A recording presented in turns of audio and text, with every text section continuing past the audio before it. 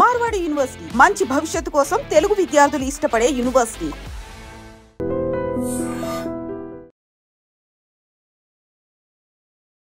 నమస్తే, welcome back to IT media. మన ఆయుర్వేదం ప్రోగ్రామ్కి అందరికీ స్వాగతం. సో ఈరోజు మా టీచర్ వచ్చేసారనమాట, కొత్త ఇంగ్రీడియంట్ తీసుకొచ్చారు ఈరోజు. సో మేము ఎప్పుడు అవేర్నెస్ చేయాలి అని ట్రై చేసినా 90% దాన్ని పాజిటివ్గా తీసుకుంటారు. ఎవరు 10% సమ్ నెగిటివ్ కామెంట్స్ ద్వారా కానివ్వండి, మిడిమిడి జ్ఞానం అంటారు కదా, అంటే ఒక ఆయుర్వేదిక్ డాక్టర్ ఎంత చదువుకొని ఎంత ప్రాక్టీస్ చేసి చెప్తారనేది కాకుండా ఈజీగా కామెంట్స్ పాస్ చేస్తున్నారు. సో అలాంటి వాళ్ళని మేము కూడా పట్టించుకోదలుచుకోలేదు. సో ఈరోజు మనతో ఉన్నారు బృహత్ ఆయుర్వేద హాస్పిటల్ నుంచి జనరల్ ఫిజిషియన్ లక్ష్మి గారు ఉన్నారు. సో ఈ కొత్త ఇంగ్రీడియంట్స్ PCOS, ఓవర్ వెయిట్ లేదా హెరిడిటీ సమస్యలు ఫేస్ చేస్తున్నప్పుడు వీటి ద్వారా ఎలా మనం తగ్గించుకునే ప్రయత్నం చేయొచ్చు అడుగుదాం. నాకు ఇవి తెలియదండి, ముందుగానే చెప్తున్నాను. మీరు ఏమైనా కామెంట్స్ చేసుకోండి, ఇవేంటో నాకు తెలీదు. మేడం ద్వారా తెలుసుకుందాం. హాయ్ మ్యామ్, నమస్తే, ఎలా ఉన్నారు?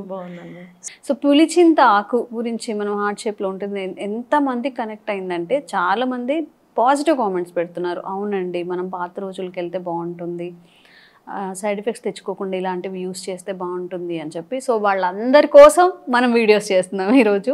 సో ఇదేంటి PCOS కానీ PCODకి కానీ ఓవర్ వెయిట్కి ఇవి ఎలా పనిచేస్తాయి, ఇవి ఏంటి అసలు, వీటి పేరేంటి?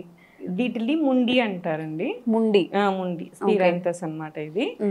ఇది చూస్తే మనకి మన ఓవరీ ఎలా ఉంటుందో, మన బాడీలో యూట్రస్ పక్కన 2 ఓవరీస్ ఉంటాయి, ఇటు right and left ovaries.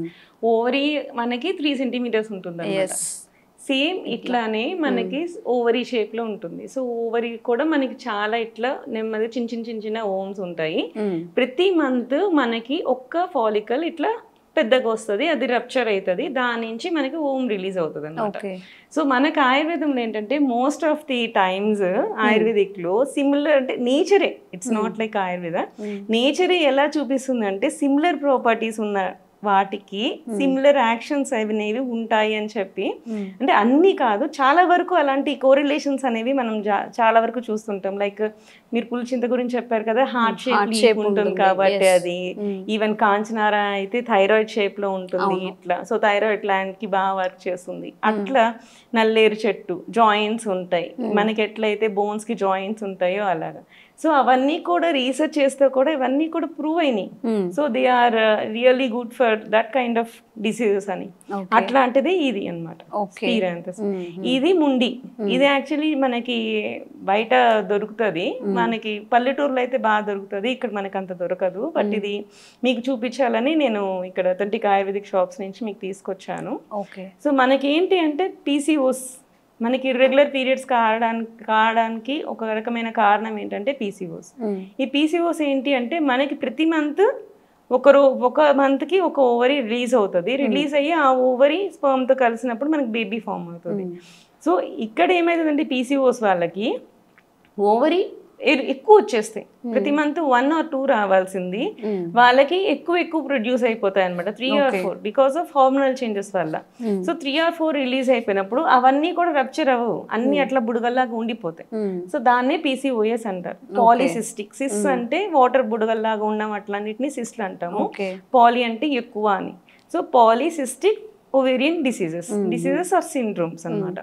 So ఇవి ఏంటంటే ఆ ఓవరీలో ఏదైతే ఉందో అక్కడక్కడ నీటి బుడగల్లాగా ఫామ్ అయిపోయి అది రప్చర్ అవ్వదు. ఏ ఒకటి యాక్టివ్ ఫాలికల్ అవ్వలేకపోవడం, ఆ యాక్టివ్ ఫాలికల్ అవ్వకుండా అది రప్చర్ అవ్వకుండా అలాగే సప్రెస్ అయిపోతుంది అనమాట. సప్రెస్ అయిపోయినప్పుడు మళ్ళీ మనకి పీరియడ్ వచ్చేయడం ఇట్లా జరుగుతూ ఉంటాయి. సో వీళ్ళకి ఏంటి అంటే కాజెస్ ఏంటి అనుకున్నప్పుడు ఇన్సులిన్ రెసిస్టెన్స్, హార్మోనల్ ఇంబ్యాలెన్సెస్, కొంతమందికి హెరిడిటరీ ప్రాబ్లమ్స్ ఉంటాయి. మన పాతకాలంలో మీరు అబ్జర్వ్ చేస్తే 2 నెలలకు ఒకసారి కూడా పీరియడ్ వస్తుంటుంది, కానీ వాళ్ళకు కూడా ప్రెగ్నెన్సీ వచ్చేవి కొన్ని కేసెస్ కూడా ఉంటాయి అనమాట. సో వాళ్ళకి ఏంటంటే డిలేడ్ పీరియడ్ అవుతుంటుంది. దీంట్లో ఏంటంటే ఫాలికల్ రిలీజ్ అవుతుంది, బట్ రప్చర్ అనేది లేట్ అవుతుంది అనమాట. ఇట్లాంటి కండిషన్స్ కూడా ఉంటాయి అనమాట. సో ఇవన్నీ కూడా PCOS కిందకే వస్తాయి మనకి చూసుకున్నప్పుడు. మనకి యాక్టివ్ ఫాలికల్ రప్చర్ అవ్వనప్పుడు, మనకి ఇన్సులిన్ రెసిస్టెన్స్ ఉన్నప్పుడు this is the best drug అని మనం చెప్పుకోవచ్చు. ఎలా యూజ్ చేయాలి మ్యామ్? దీన్ని మనం కషాయం లాగా యూజ్ చేస్తాం అనమాట. దీన్ని కషాయం చేసుకొని కాచుకొని చేసుకుంటాం. 5 grams ఆఫ్ పౌడర్ ని మనకి ఒక 6 to 8 times ఆఫ్ వాటర్ వేసుకొని దాన్ని మళ్ళీ మరిగించి 4 times తగ్గించుకొని ఒక 10 ml వచ్చేలాగా చేసుకొని తాగుతాం. ఇవన్నీ ప్రాసెస్ కాకుండా మనకి బయట ఆయుర్వేదిక్ డ్రగ్స్ లో కూడా దొరుకుతుంది ముండి కషాయం అని చెప్పి, వీటిని యూజ్ చేసి మనం తగ్గిస్తూ ఉంటాం అనమాట. జనరల్ గా ఏంటంటే చాలా మందికి అడుగుతూ ఉంటారు ఇవన్నీ మీరు చూపిస్తున్నారు మాకు దొరకవు అని. సో హ్యాపీగా ఈ డ్రగ్స్ ప్రిపేర్ చేస్తున్నారు. సో ఏంటంటే ఇది అవేర్నెస్. సో ఆయుర్వేదిక్ లో కూడా ఇట్లాంటివి ఉన్నాయి డ్రగ్స్, వీటితో బాగా వర్క్ చేస్తుంది అని చెప్పి మనం అవేర్నెస్ కలిగించడం గురించి తీసుకొచ్చింది. ఆయుర్వేదిక్ స్టోర్స్ లో ఇవి దొరుకుతాయి. 3 grams ఆఫ్ పౌడర్ ని కూడా మీరు మళ్ళీ మామూలు ఏమంటారు తేనె కలిపేసుకొని యూజ్ చేసుకోవచ్చు. అట్లా కూడా మీరు తినేయచ్చు. కషాయం కాచుకోకపోయినా సరే 3 grams ఆఫ్ పౌడర్ ని మీరు డైరెక్ట్ గా తేనె కలిపేసుకొని ఒక టాబ్లెట్ లాగా చేసేసుకొని మింగేయచ్చు. ఇది కూడా PCOS కి వర్క్ చేస్తుంది. కానీ ఇవి నేను ఎందుకు చెప్పట్లేదు అంటే ఇట్లాంటి డ్రగ్స్ మనకి బయట ఇట్లాగే ఉండేవి చాలా దొరుకుతూ ఉంటాయి కాయలు అనేది. ఇప్పుడు మీరు అబ్జర్వ్ చేయండి, మనకి ఆముదం ఆకు చూసారు ఎప్పుడన్నా? ఇట్లే పప్పాయ ఆకు చూసారా? ఆముదం ఆకు పప్పాయ ఆకు రెండు పక్క పక్కన పెడితే ఎలా ఉంటాయి? మీరు కట్ చేసి తీసుకొచ్చి మీ ముందు పెడితే మీకు ఏది ఆముదం ఆకు ఏది పప్పాయ ఆకు ఎవరికి తెలియదు. చెట్టు దగ్గరికి వెళ్ళి చూస్తే కానీ మీకు ఏది ఏంటి అనేది అర్థం కాదు. సో నేనేం చెప్తానంటే అందరూ ఈ మధ్య అన్ని నెట్ లో చూసేసి ఓహో ఇది అదే కదా అని చెప్పి వాడేస్తూ ఉంటారు. చాలా కొంతమందికి పూర్తి జ్ఞానం ఉంటుంది అనమాట. దగ్గరుండి ఆ స్మెల్ చూసి అవన్నీ చూసి ఓహో ఇది ఇది ఇది ఇది అలా అని తెలుసుకోగలుగుతారు. సో నాకు తెలిసినంత వరకు అందరికీ ఏంటంటే FSSAI అప్రూవ్ చేస్తాయి అన్నమాట. ఈ రా హర్బ్స్ ని మనం బయట అమ్మాలి అంటే ఈ ఫుడ్ వాళ్ళు FSSAI అప్రూవ్ చేసిన ఈ కొన్ని షాప్స్ ఉంటాయి, వాళ్ళ దగ్గరికి వెళ్ళినా తెచ్చుకోండి, లేకపోతే శుభ్రంగా మనకి మెడికల్ షాప్కి వెళ్ళి చూసుకోండి.